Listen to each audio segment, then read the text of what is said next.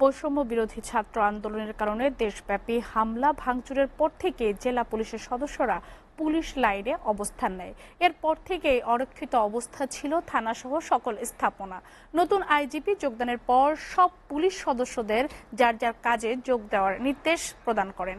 নির্দেশ অনুযায়ী দুপুরে ফরিদপুরের পুলিশ সুপার মোর্শেদ আলমের নেতৃত্বে জেলা পুলিশের সদস্যরা কাজে যোগদান করেন। এ সময় পুলিশের ঊর্ধ্বতন কর্মকর্তা ছাড়াও জেলা বিএনপির আহ্বায়ক মোশাররফ আলী ঈসা, সদস্য সচিব AKM কিবরিয়া স্বপন, জেলা যুবদলের সভাপতি রাজীব হাসান, মহানগর যুবদল সভাপতি বেনজির আহমেদ তাবজির উপস্থিত ছিলেন। পরে কোতোয়ালি চত্বর ও সব কক্ষের ধ্বংসস্তূপ এবং আগুনে পোড়া জিনিসপত্র সরানোর কাজ শুরু করেন। এ সময় কাজে অংশ নেন পুলিশের পাশাপাশি যুবদল, ছাত্রদল ও শিবিরের নেতাকর্মীরা।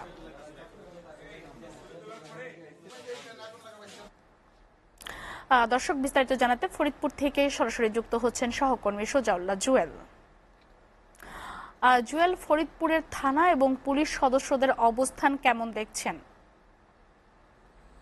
আপনাকে ধন্যবাদ। আপনি যেমনটি বলছিলেন যে বৈষম্য বিরোধী ছাত্র আন্দোলনের পর থেকেই কিন্তু যে আন্দোলনের যে অবস্থা দাঁড়ায় ফরিদপুরে, সেখানে কিন্তু একটি ধ্বংসযজ্ঞ যে বিষয়টি সেটা কিন্তু 5 তারিখে সংঘটিত হয়। এরপরে কিন্তু যে আন্দোলনের যে দাবানল সেটা কিন্তু আমাদের এই ফরিদপুর কোতোয়ালি থানায় এসে লাগে এবং একটি পর্যায়ে কিন্তু দুষ্কৃতিকারীরা কিন্তু এই কোতোয়ালি থানায় কিন্তু একের পর এক হামলা করে। এরপরে পুলিশ প্রশাসনের যে ঊর্ধ্বতন কর্মকর্তা তারা কিন্তু একটি পর্যায়ে এখান থেকে গাড়ির বহর নিয়ে কিন্তু তারা বেরিয়ে যায় এবং পুলিশ লাইনে যে আশ্রয় নেয়। এরপর থেকেই থানাটি কিন্তু যে অর্থাৎ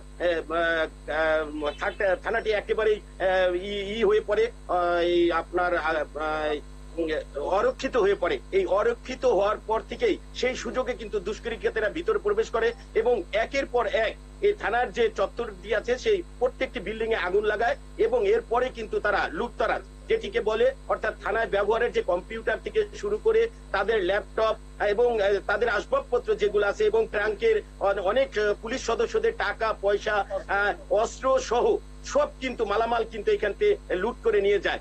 এখন কিন্তু এরপর থেকে কিন্তু প্রশাসনের কেউ আর এখানে আসতে পারেননি। অবশেষে আজ পুলিশ সুপার মোর্শেদ আলমের নেতৃত্বে পুলিশ সদস্যরা কিন্তু আজকে কাজে যোগদান করেন। এরপরে কিন্তু পুলিশ সদস্যরা যোগদানের পরে কিন্তু সারা থানা চত্বরেই তিনি ঘুরে ঘুরে দেখেন এবং প্রত্যেকটি যে ক্ষতির যে অবস্থান সেটি তিনি নিরূপণ করেন। এর সাথে সাথে আমি আপনাকে জানিয়ে রাখি যে এর সাথে সাথে কিন্তু যুবদল, ছাত্র দলের পাশাপাশি বিএনপি এবং ছাত্র শিবিরের যে নেতাকর্মী আছে তারা কিন্তু সাথেই ছিল এবং বর্তমানে এখন পরিস্থিতি ভালো।